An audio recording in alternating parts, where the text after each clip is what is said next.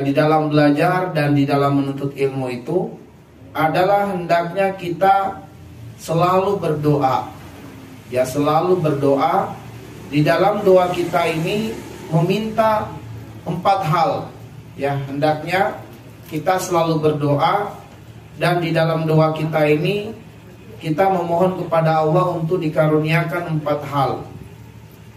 4 hal yang kita minta, yang 4 hal yang kita minta adalah 4 hal yang Allah ajarkan di dalam surat Asy-Syu'ara ayat 83 sampai dengan ayat yang ke-85. Dan hendaklah kita sebagai penuntut ilmu atau orang yang belajar selalu meminta 4 hal ini yang Allah ajarkan di dalam surat Asy-Syu'ara ayat 83 sampai dengan ayat yang ke-85. Adapun 4 hal yang selalu kita minta itu, dan hendaklah diantara kita bisa menghafal doa ini. Ya, doa sekali lagi di surat Asy-Syu'ara ayat 83 sampai 85. Ajarkan anak-anak kita untuk menghafal doa ini dan berikan hadiah ketika kemudian dia mampu menghafal doa ini dan merutinkan doa ini. Bunyi doanya, Rabbi habli hukma wa alhiqni bis salihin waj'alni lisana sidqin fil akhirin waj'alni min warasati jannatin na'im. Artinya, Rabbi, ya Tuhanku, habli hukma, karuniakanlah kepadaku ilmu hikmah. Wa alhiqni bis salihin, kumpulkan aku dengan orang-orang yang soleh. Waj'alni lisana sidqin fil akhirin, jadikanlah aku buah bibir kebaikan bagi orang yang datang di kemudian hari. Waj'alni min warasati jannatin na'im, dan jadikanlah aku termasuk yang mewarisi surga yang penuh dengan kenikmatan. Maka hendaklah setiap yang belajar dan menuntut ilmu merutinkan doa ini dan menjadikan doa ini sebagai misi terbesarnya hidup di dunia. Bagaimana dia mendapatkan 4 hal ini di kehidupan dunia ini? Yang pertama, dia mendapatkan ilmu hikmah. Nah, karena itulah kalau kita perhatikan dari 4 doa ini yang harus dijadikan sebagai misi terbesar kita selagi hidup di dunia, ternyata misi terbesar kita hidup di dunia itu adalah bukan untuk mengumpulkan harta sebanyak-banyaknya, tetapi adalah untuk kita mengumpulkan ilmu sebanyak-banyaknya. Dan mengumpulkan ilmu adalah ilmu hikmah, yaitu ilmu yang membuat kita semakin dekat dengan Allah, bukan ilmu yang membuat kita semakin jauh dari Allah. Ilmu hikmah itu adalah ilmu yang membuat kita konsisten dan komitmen dalam menjalankan kebaikan dan ketaatan. Ilmu hikmah itu adalah ilmu yang membuat kita konsisten dengan kebenaran dan memberikan manfaat seluas-luasnya kepada manusia. Itu adalah makna dari ilmu hikmah yang disebutkan oleh Imam Ibnu Katsir rahimahullahu ta'ala. Maka mintalah kepada Allah dikaruniakan ilmu hikmah. Dan seseorang yang mendapatkan ilmu hikmah, maka dia akan mendapatkan kekayaan yang berlimpah di dunia ini dan juga di akhirat tentunya. Jadi meskipun kemudian kita tidak diajarkan oleh Allah untuk minta harta sebanyak-banyaknya di dunia, tapi Allah tahu hajat kita. Kalau ilmu yang menjadi prioritas kita untuk selalu kita bermohon kepada Allah agar dikaruniai oleh Allah dan bertambah ilmu hikmah setiap hari, ya, maka kita akan mendapatkan kekayaan yang berlimpah sebagaimana janji Allah, yu'til hikmata man yasha wa man yu'tal hikmata faqad utiya khairan katsira. Allah berikan ilmu hikmah kepada siapa yang dia kehendaki di antara hambanya, dan sesiapa yang mendapatkan ilmu hikmah, dia mendapatkan kekayaan yang berlimpah. Kemudian hal yang kedua yang kita minta kepada Allah sebagai prioritas untuk kepentingan diri kita dan juga misi kita di dunia ini adalah wa alhiqni bisolihin, berkumpul dengan orang-orang yang soleh. Kita harus selalu bertekad bisa bersama dengan orang-orang yang soleh, dengan orang-orang yang baik, orang-orang yang ahli masjid, yang ahli Al-Quran, ahli cinta ilmu. Maka hendaklah kita selalu bisa berkumpul bersama dengan mereka dan dikomunitaskan dengan mereka. Sebab ini merupakan karunia Allah kepada hambanya jika hamba itu bisa berada, bermajelis, berkawan, berteman, berkomunitas dengan orang-orang yang soleh. Dan juga di dalam doa ini mengandung perintah untuk kita menciptakan lingkungan orang soleh. Jadi jangan menuntut kawan kita harus soleh, tapi kitalah yang menjadi kawan yang soleh bagi orang lain. Dalam arti ada tanggung jawab moral untuk kita ciptakan kondisi bertambah keluarga yang soleh, bertambah sahabat yang soleh, bertambah teman yang soleh. Jika kita menemukan di sekitar kita tidak soleh, maka kitalah yang harus menjadi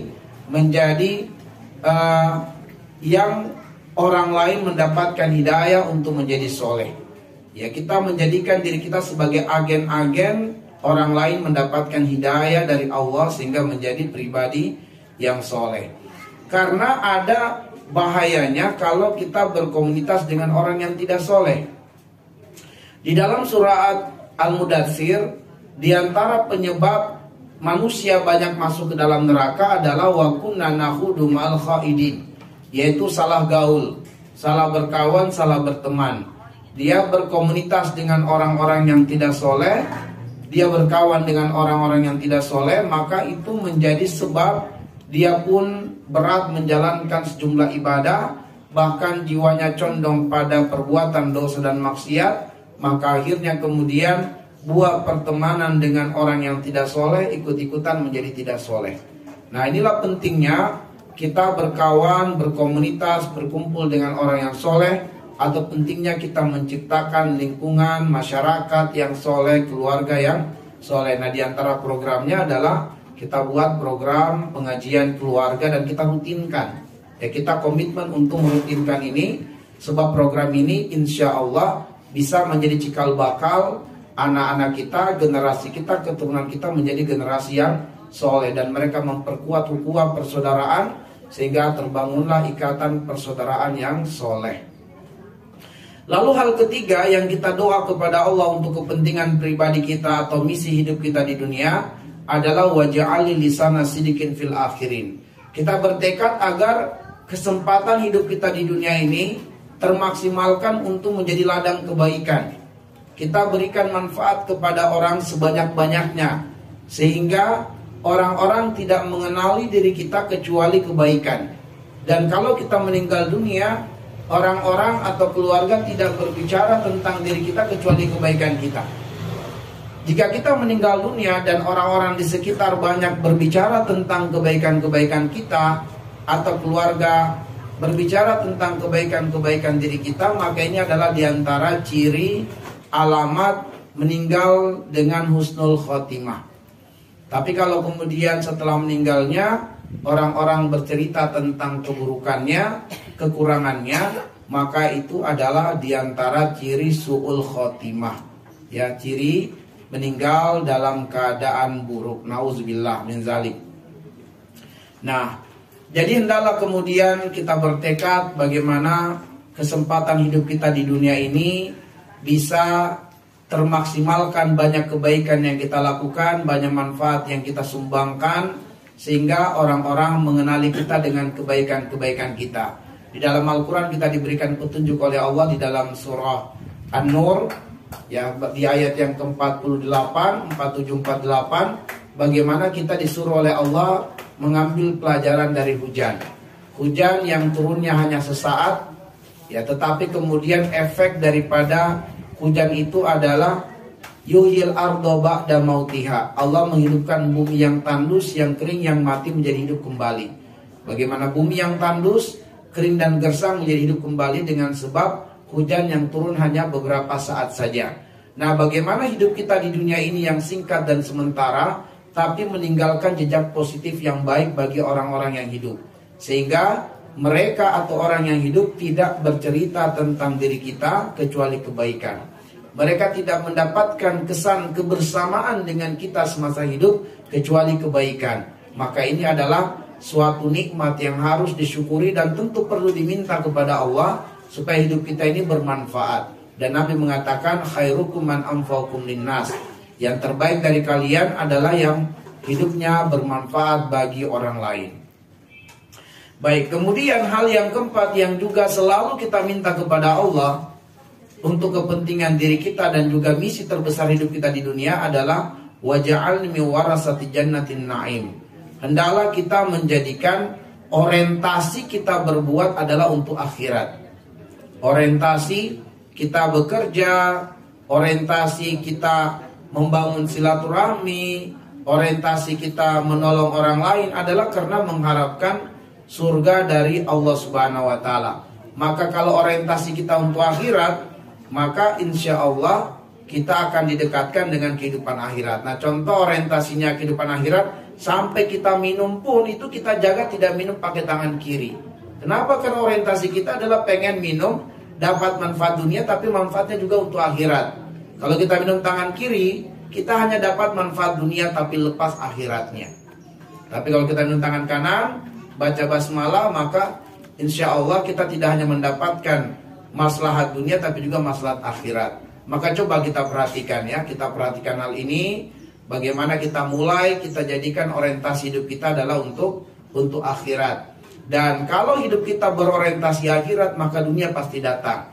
Dunia pasti kita dapatkan. Sebab itu disebutkan di dalam surat Asy-Syura di ayat yang ke-20. Man kana yuridu harsal akhirah nazid lahu fi harsih wa man kana yuridu harsad dunya nutihi minha wa ma lahu fil akhirati min nasib. Siapa yang hidupnya berorientasi akhirat, maka dunia pasti dia dapatkan. Tapi siapa yang hidupnya berorientasi dunia, dunia akan dia dapatkan kalau rezekinya, tetapi akhiratnya akan hilang. Nah, ibaratnya kalau kita tanam padi pasti tumbuh rumput di samping padi. Tapi kalau menanam rumput, ya rumput yang didapat padinya hilang gitu. Nah, baik ma'asyiral muslimin wal muslimat, Bapak dan Ibu sekalian, inilah nasihat yang kedua, yaitu hendaklah setiap kita yang belajar dan menuntut ilmu memohon kepada Allah untuk mendapatkan 4 hal atau menjadikan prioritas hidup kita di dunia mendapatkan 4 hal, yaitu mendapatkan ilmu hikmah, mendapatkan komunitas orang-orang yang soleh, mendapatkan kesempatan hidup di dunia yang bermanfaat dan dirasakan manfaatnya oleh umat, sehingga kita menjadi buah bibir kebaikan, dan berkesempatan hidup di dunia dengan berorientasi akhirat. Kita bekerja adalah bekerja lillah. Ya, kita bekerja karena Allah. Begitu ada penghasilan, dengan penghasilan itu kita sudah peta-petakan penghasilan kita untuk nafkah, untuk sedekah, untuk menjalankan kewajiban ketaatan kepada Allah, haji dan umroh mulai ditabung, selebihnya diputar modal lagi dan seterusnya. Nah, itu artinya adalah kita bekerja orientasinya adalah lillah. Baik, selanjutnya nasihat yang ketiga. Ya, nasihat yang ketiga bagi setiap para pembelajar dan penuntut ilmu,